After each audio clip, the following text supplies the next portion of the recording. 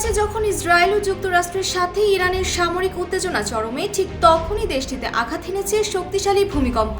গত কয়েকদিনের ব্যবধানে ইরানের দক্ষিণাঞ্চলে পরপর দুটি ভূকম্প অনুভূত হয়। স্থানীয়দের মধ্যে আতঙ্ক ছড়িয়ে পড়েছে। মার্কিন ভূতাত্ত্বিক জরিপ সংস্থা জানিয়েছেন, সর্বশেষ ভূমিকম্পটি আঘাত হেনেছে ইরানের গুরুত্বপূর্ণ বন্দর নগরী বন্দর আব্বাসের ৭৪ কিলোমিটার পশ্চিমে। রিক্টার স্কেলে এর মাত্রা ছিল ৪.১। ভূপৃষ্ঠ থেকে মাত্র ১০ কিলোমিটার গভীরে এই কম্পনের উৎপত্তি হওয়ায় এর তীব্রতা বেশ অনুভূত হয়েছে। এর মাত্র কয়েকদিন আগেই গত মঙ্গলবার ইরানের ফার্স প্রদেশের ৪.৩ মাত্রার আরও একটি ভূমিকম্প আঘাত হানে। পরপর এই প্রাকৃতিক দুর্যোগ এমন এক সময় এলো যখন দেশটি যুদ্ধের আশঙ্কায় উচ্চ সতর্কাবস্থায় রয়েছে। প্রাকৃতিক এই বিপর্যয়ে এখন পর্যন্ত বড় ধরনের কোনো ক্ষয়ক্ষতি বা হতাহতের খবর পাওয়া যায়নি।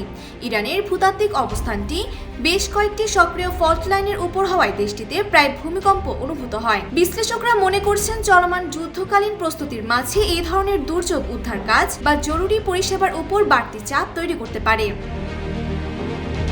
Desk report, Bangladesh bulletin.